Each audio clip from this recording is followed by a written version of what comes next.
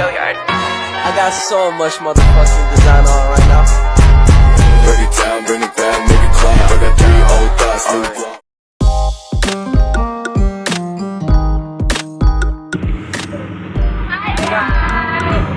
Sekarang kami berada di Mr. DIY Sama yang beralamat di Kawai. Sebelum kalian mengikuti keseruan kami di dalam, jangan lupa like, comment, dan subscribe. Ikuti keseruan kami terus.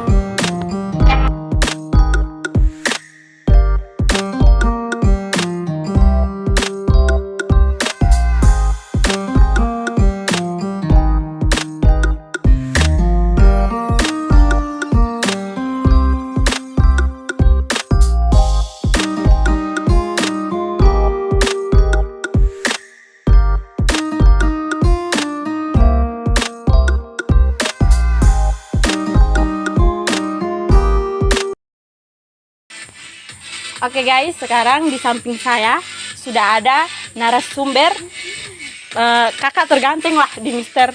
DIY. Oke, kakak bisa memperkenalkan diri? Oke, baik, terima kasih atas waktu yang diberikan. Perkenalkan, nama saya Brian Irvin Serunianto Lolok, biasa dipanggil Brian. Di sini jabatan saya sebagai asisten supervisor 1. Oke, baik, terima kasih kakak Brian yang sudah memberikan kesempatan, meluangkan waktu untuk kami bisa wawancara. Oke, baik, kita masuk ke intinya saja. Kapan perusahaan ini didirikan dan bagaimana sejarah tentang perusahaan ini serta siapa yang mendirikan perusahaan ini? Oke. Baik, saya akan menjelaskan sedikit tentang perusahaan Mr. DIY Sapa ini didirikan pertama kali awalnya itu tanggal 19 Maret tahun 2022. Itu didirikan oleh HRD-nya sini, HRD-nya Mr. DIY, yang saya juga kurang tahu untuk HRD-nya itu pada saat itu siapa, tapi untuk sementara sekarang defisit manager sekarang ini yaitu Bapak Dani Heriawan. Apakah perusahaan ini memiliki cabang dan perusahaan ini berada di mana? Oke, untuk perusahaan Mr. DIY ini memiliki beberapa cabang di Kupang. Untuk di kota Kupang sendiri ada 4. Yang pertama di Lipo, yang kedua di TDM, ketiga Wesapa, dan yang keempat di Mualafah. Jadi baiklah, saya melanjutkan pertanyaan dari teman saya. Bagaimana proses seleksi karyawan di perusahaan ini dan apa faktor yang dipertimbangkan dalam seleksi karyawan di Mr. DIY? Oke, baik, saya akan menjelaskan sedikit tentang beberapa faktor untuk bisa menjadi karyawan Mr. DIY ya. Yang pertama yang kita lewati, yang pertama itu ada namanya seleksi pengumpulan berkas. Setelah pengumpulan berkas, kita nanti ada yang namanya seleksi tertulis. Nah, dari seleksi tertulis itu akan diolah datanya dan yang lolos akan dikirimkan undangan untuk tes interview. Nah, setelah tes interview itu nanti akan dikirim undangan lagi untuk bergabung dengan Mr. DIY.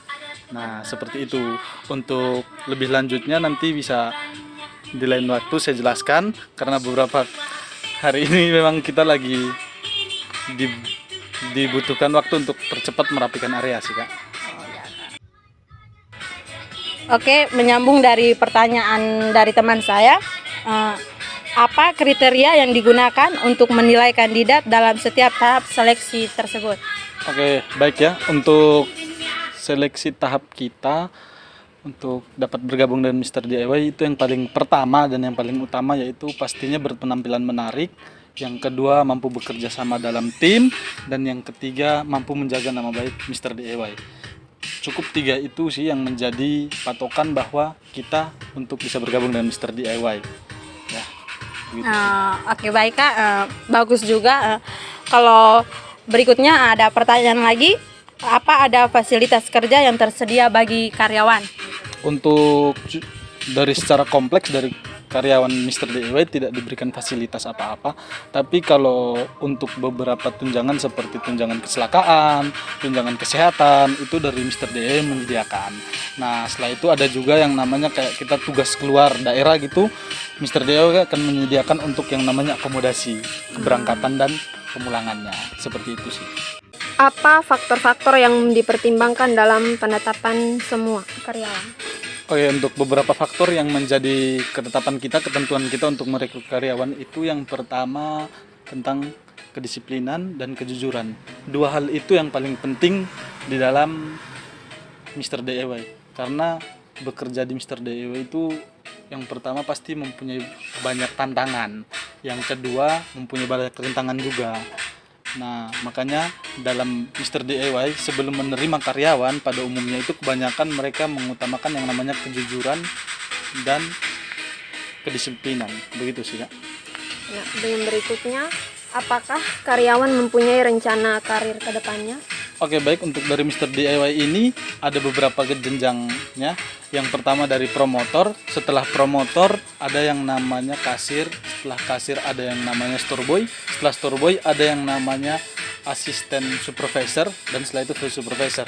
Nah, untuk dari yang paling bawah dulu, dari promotor, apabila seorang promotor hendak naik ke bagian kasir atau naik menjadi store boy atau naik menjadi apapun itu, ada beberapa penilaian. Penilaiannya itu akan dilakukan oleh yang namanya asisten branch manager.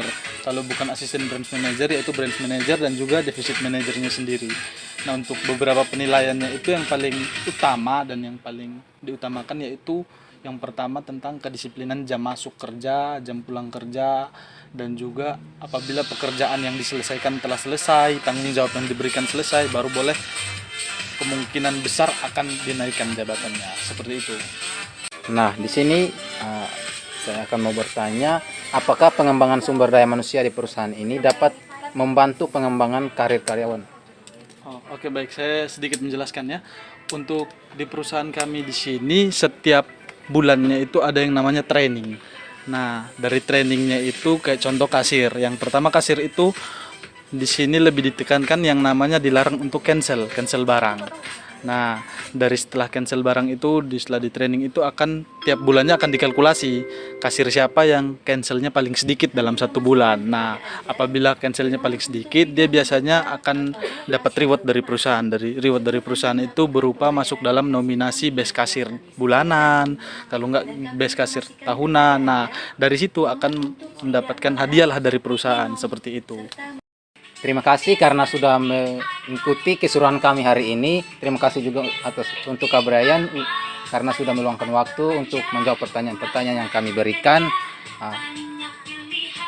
Terakhir, saya mengutip salah satu kalimat, pasang surut dalam hidup sangat penting untuk membuat kita terus maju. Jadi, jangan putus asa dan teruslah berjuang. Terima kasih.